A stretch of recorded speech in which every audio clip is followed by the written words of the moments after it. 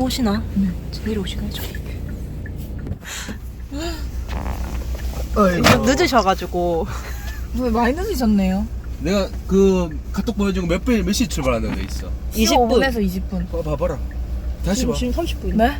대동산단의 저희 이제 옆부지예요. 대동산단 저희 집 부지 바로 옆집인데 430km 정도 계약을 했고 이제 그 계약하는 과정에서 사업 주체께서 이제 그랜드선에 대한 어떤 이제 확신과 신뢰가 있어서 추가 부지를 또 추가 계약하는 건입니다. 1세대 태양광들이 보통 몇 년도에 한 시작했는지 알고 계세요?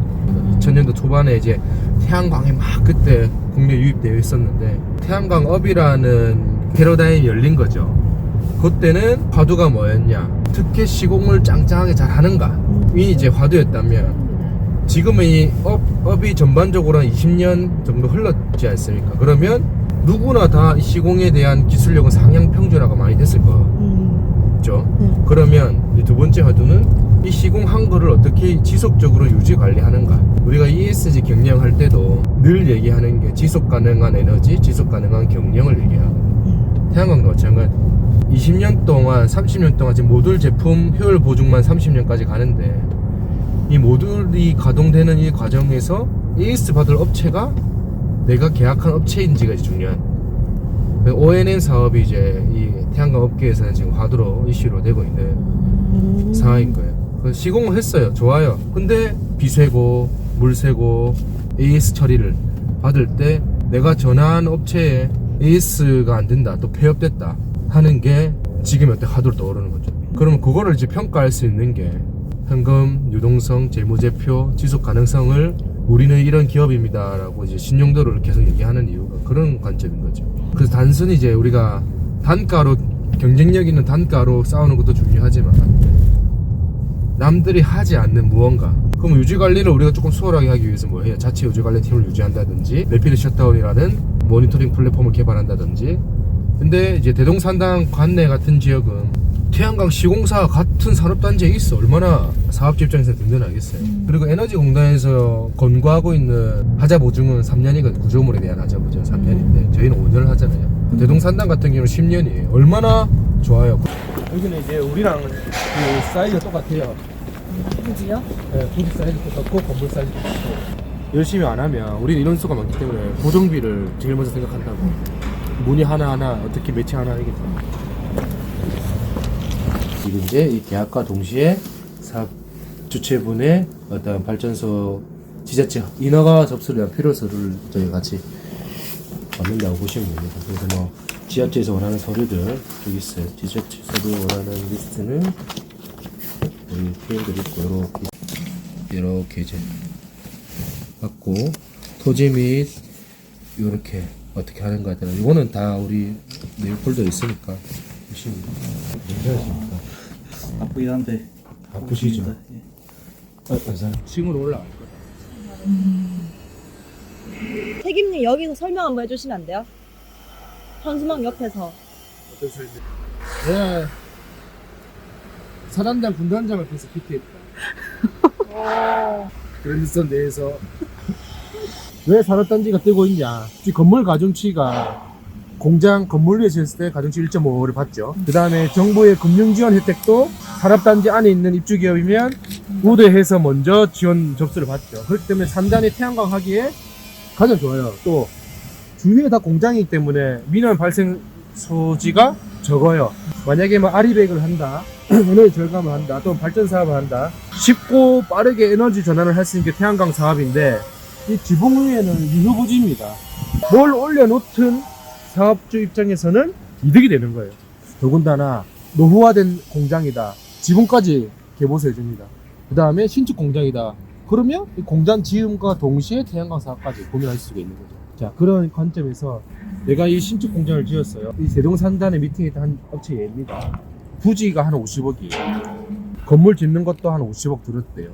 우리 이제 결혼 정년기 뒤에 결혼을 이제 할 거예요.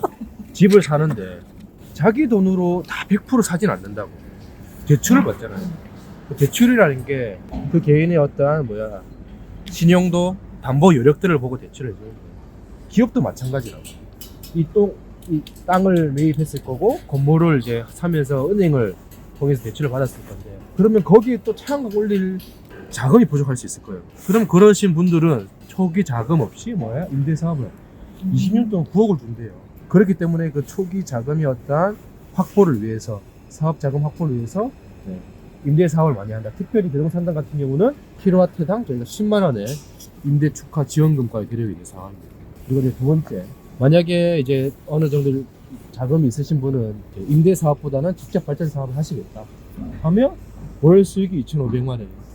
저렇게 표현이 되어 있지만 기본 수익률은 한 15%에서 20%입니다. 그럼 수익률이 20%다. 그럼 우리가 수익률 100% 맞추려면 5년이 걸리는 거죠.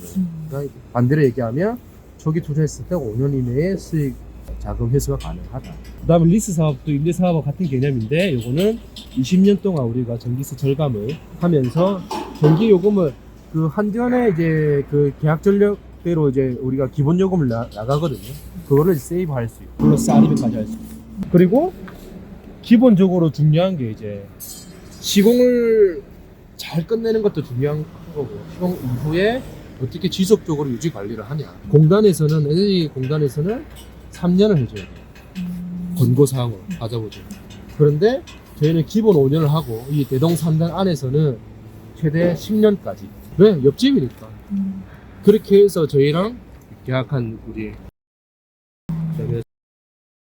등등등 지금 이제 저희가 저변을 확대를 하고 있는 상황입니다. 지금 잘 보면 한전에 판매한 한전 선을로를 우리가 닦았을 거잖아요. 그게 한전 개통 연계비인 거예요. 그러면 한전 전신주하고 거리가 어느 정도 떨어져 있는가에 따라서 한전이 내는 개통비가 달라지는 거고요. 한전 개통비를 내는 기준은 크게 두 가지가 있습니다. 그렇죠. 그래서 첫 번째 거리에 따라 가공, 개통비가 다르다. 그렇죠. 공중으로 나가는 전선을 보면 이제 어떤 산다는 가면 이 위에 전신주 있는 거 보기 싫다 해가지고 다 지중으로 땅으로 매입하는 데가 있어요. 그럼 지중 개폐기가 있고 공중 개폐기. 이건 이제 공중인 거지. 그럼 이 한전 전신주와 거리가 가깝잖아. 여기는 더 태양광 발전 사업이 좋은 거야. 이 태양광 모듈 어레이를 끌고 와서 우리 인버터 전기실에서 DC를 AC, 그러니까 다이렉트 전류를 AC를 변환해서 한전하고 연결해서 그 라인을 흘려보내서 얼만큼 발생이 됐다는 카운팅이 되는 거예요.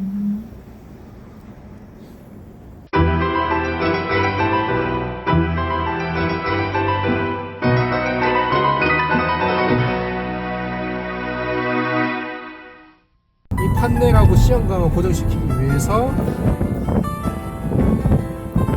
우리가 이렇게 잡고 엑스트라 판넬이 3대가 들어가는데 동상으로 좀 바람 좀 불고 사무실 올라가면 좋은데